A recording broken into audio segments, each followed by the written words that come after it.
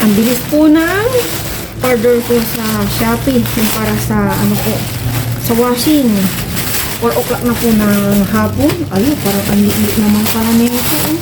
Mali yung dito niya, yung bus niya.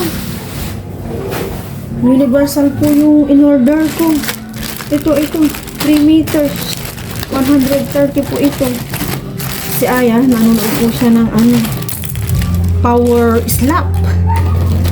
Sisigaw-sigaw kami kanina. Para saan kaya to, no? Saan kaya to kinakabit? May kasama po siya ganito. Ito. Ganito po yung laki ng haba pala. Laki ng 3 meters. Yan, ito po siya. Mahaba na rin po siya. 3 meters na po.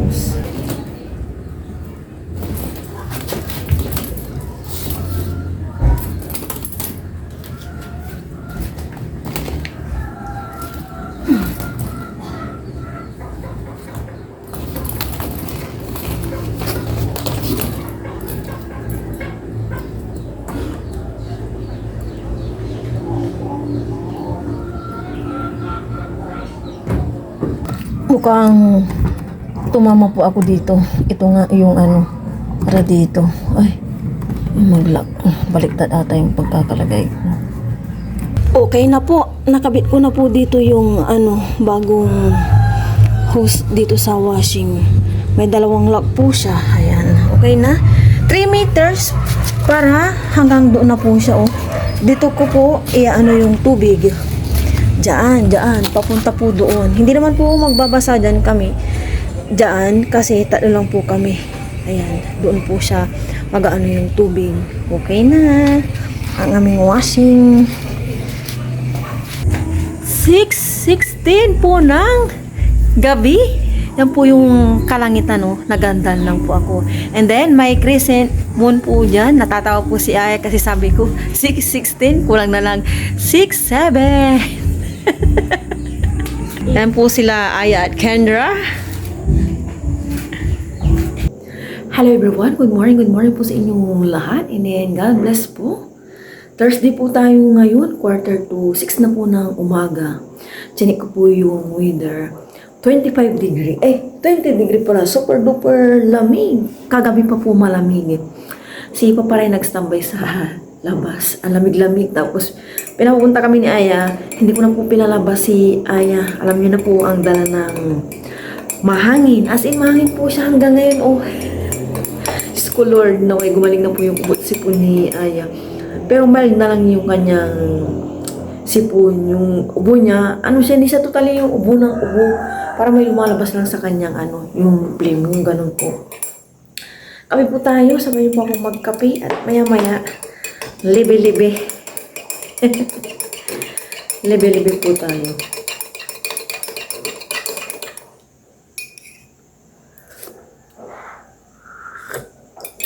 Kape-kape, sama natin ng tinapay.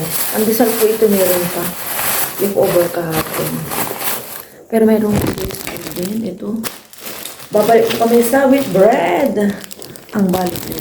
Bread na naman po kami kasi yung mga nakaraan na more on kami, ano ba to? White bread na. Naman po tayo. Ayan, ang saw-saw. Masarap pa ng tulog ni Papa Ryan. Sabi ko nga, di ba may pupuntahin ka?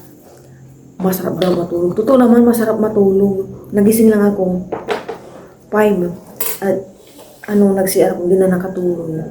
Pag hapon, yung alarm ko lang to, nagigising na rin ako, hindi yung nauna ko sa alarm. Kape at pandesal po tayo.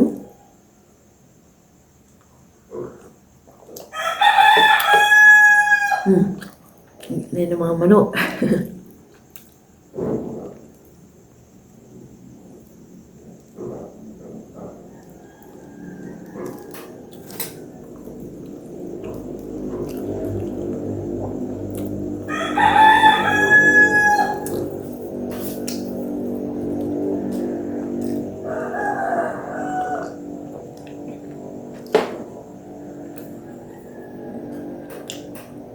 Nagbabalak po kami pumunta ng Cebu sa bakasyon nila Aya. Kapon, bisibisihan na akong naghahanap ng pag-i-stayan namin. Kahit yung simple lang, parang ganun lang sa Baguio Condotel.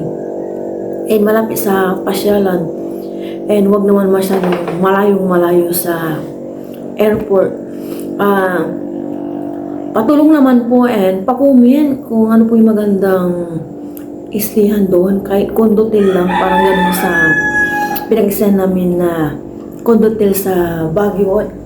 Tapos yung naghanap din po kami ng yung magtutor na po sa amin yung package na yung legit po talaga. Din ako nag-search bisibisihan ako kahapon and nung nakaraang araw, ang nanay ko, si Kendra, si Tristan, ang ate ko, nakabook na po sila, may ticket na sila. Pupuntahan po nila or papasyalan po yung aking in-laws, yung kapatid. Yung kapatid ko, yung asawa niya doon, na sila, by April po sila, naka-book na. Ako naman ginagawa ko, nag-search muna kung ano yung magandang tuluyan malapit sa pasyalan. Hindi naghahanap din po ng yung magtutor po sa amin. Kasi sabi nila, siguro hindi naman to lahat. Yung mga taxi driver daw, baka kami sa singilan, lalo hindi kami taga doon. Yung mga pag maningil, di ba? Hindi kagaya sa Baguio, kahit hindi ka taga doon, hindi naman sila magano kasi may metro sila and then nagsusukli po sila sa Baguio, as in kaya yung barya-barya 3 pesos ganun. Naman po pa-comment kung ano po yung magandang pag-istayan doon na malapit din po sa sa Lala, yung mga bilihan ganun, and malapit sa airport yan, sa Mactan Airport. Sabi nila sa Lapu-Lapu. Di naman din ako familiar sa Lapu-Lapu. Gusto lang namin mag-ibang place naman. Ganyan.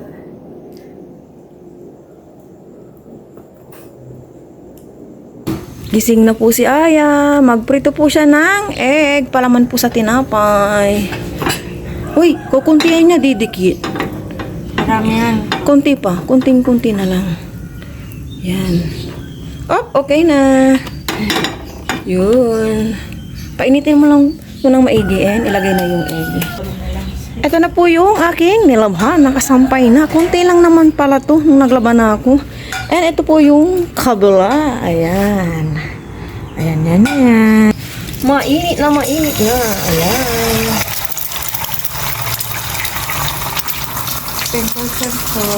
Huwag masyadong wala na. Yan, kaya na po tayo ng breakfast. Ito na po yung naluto kong egg, fried egg. Tapos may kinapay po at halaman. Tapos ito, Nutella. Doon po si mama nag-aayos-ayos. Kaya po tayo lahat ng colorful po. May milk din pa ako dito. Yan, halaman na po tayo ng egg. Kain po tayo, ma. Gusto si mama. Bigla kong nawala siya. Yan pala manat mo natin itong egg. Hatiin ko po. Kasi gusto ko pong babayan basta. May matira pa. Tapos, I will eat the yung huli niya. Yan, hatiin po natin. Mainit po. Then po si mama. Palabanan po natin ng ladies first. Gasan ko lang.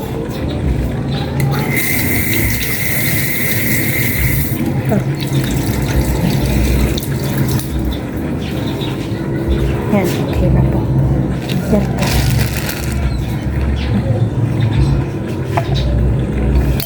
Wala na po. Simutin na po natin. Yun, egg. Best combination po ito, tinapay tapos egg tapos may palaman po na ito. Parang hamburger lang din po siya.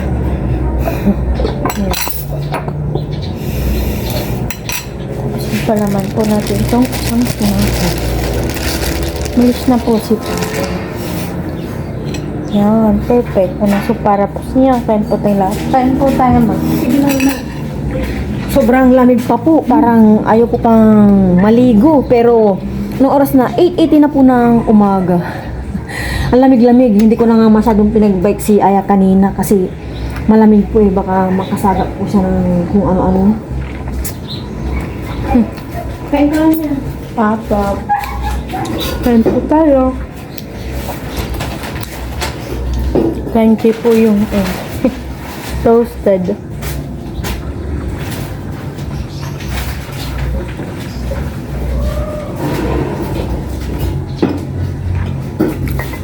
Milk. Magluluto na po kami ni Aya ng sinigang na pork. Si Aya po nag-prepare na ito. Bawang, sibuyas, kamatis. Ngayon, igisa ko na po itong bawang.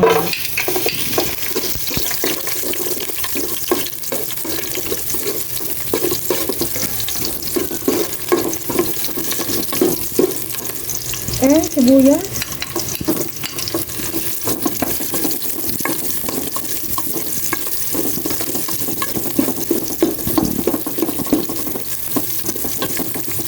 Kamatis.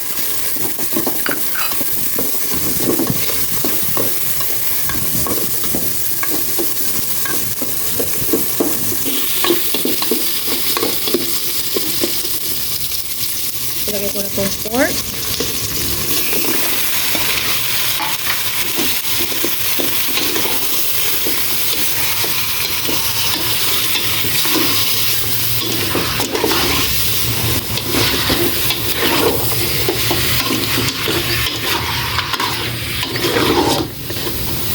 Gisa ko munang maigi. Saka ko lagyan ng tubig at timplahan.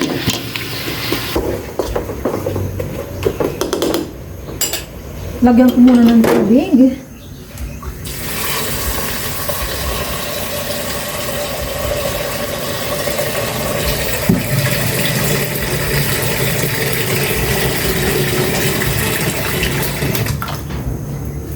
Okay, ito na ng tubig. Maglagay na ako ng asin. Ayan.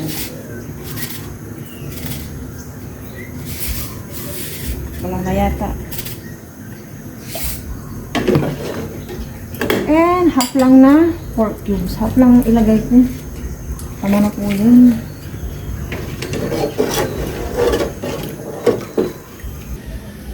Dito na po ako manguha ng kangkong. Hindi ka naman dito dumudulaya, di ba? Eh, malinis po dito. Ginudok ko lang po si Aya. Wala po tayo at wala po tayong kangkong sa ating sinigang na pork. Yan. Kahit paano, magkuha tayo dito. Tama nga dyan. Nung bumili po ako ng yung 20 pesos, ang kunti lang nakuha ko. Nasanay na po ni mama yung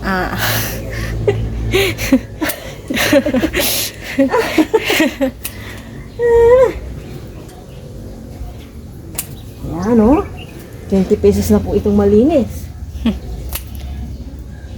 Dami ma. Simutin natin. Liliit din yan. Aray ko. May tinanim ako dito, tinuka ng manok. Yung nasira nung yung binili ko. Tinuka ng manok. Wala na yan. Tingnan po ito. Aray ko. Yan po yung lahat ng nakuha ni mama. Last one.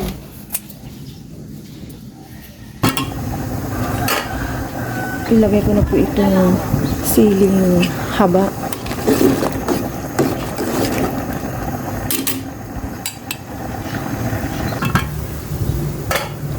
Ilagay ko na po itong gabi. Chinek ko na po itong pork kanina at malambot na. Maya-maya naman yung sinigang mix powder. Ilagay ko na po itong sinigang mix powder.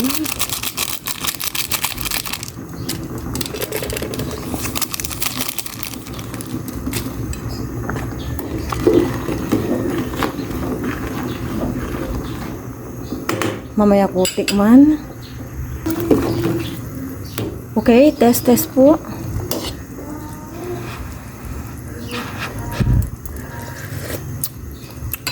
Sarap. Ilagay ko na po itong okra. And syempre, yung fresh na kangkong.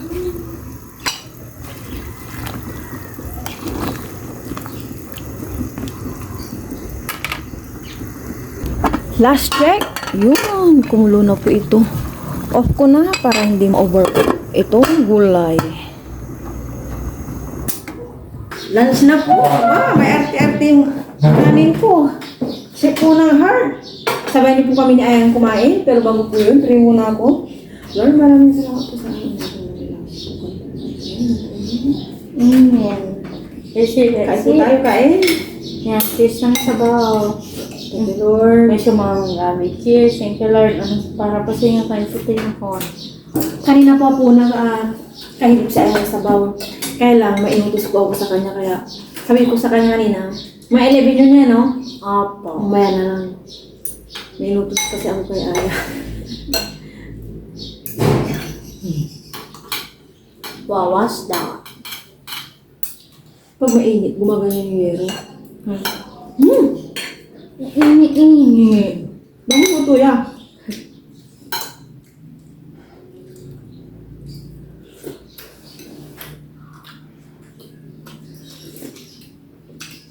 Sakto lang yung timpla ng sinigang. Yes. Favorite food ko. Ay po kain. Wala kang ito. Meron. Meron ba doon yan? Anong oras daw uwi si Papa? Hindi ko sure yan. Baka bago tayo umalis, nandito na rin siya.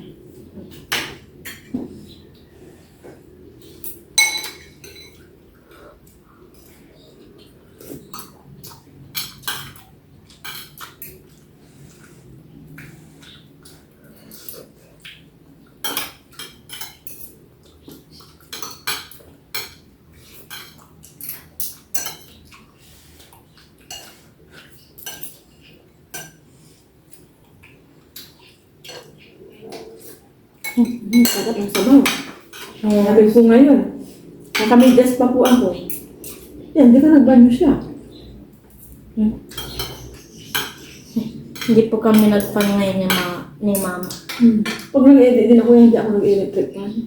Pero nang pag nakaramdam ako ng init. Pero hindi talaga. Simula nung nagtagamig na.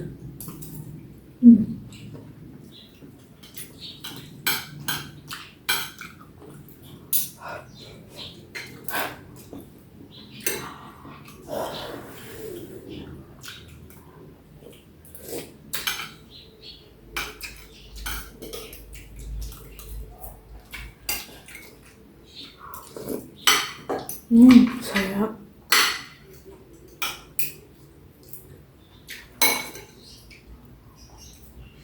Kangkong, my favorite din. At dahil walang pasok, ayan, si Aya, hugas-hugas ng aming pinagkainan. Konti lang naman yan niya at dadalawa lang tayo, oh, 2 plato, 2 bowl. Diba? Tagdadalawa-dalawa lang. Hindi po mahirapan si Aya. Ayan po si Aya pag walang pasok. Yan po yung mga gawain niya dito sa bahay namin. Para pag malaki na siya at nasa ibang lugar siya, marunong po siya sa gawain.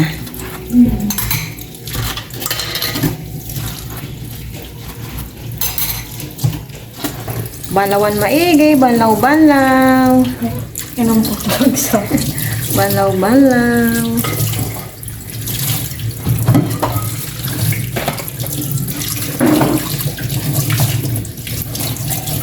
May bagong paparaya si Aya.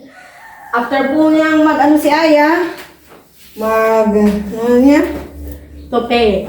Ay, magugas ng Ito kami ni Aya. Yung isa naman po pang hangarian. Ay mo!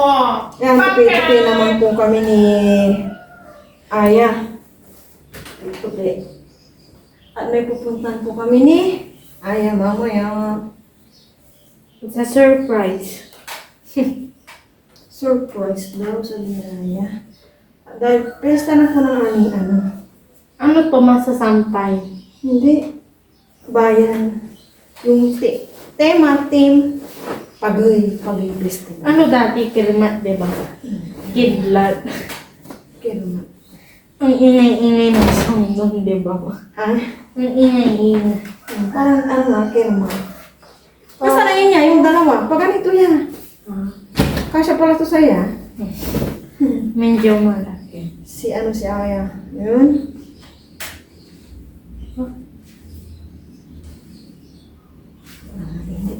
Mainit na or dahil kanina pa kami kilos ni Aya.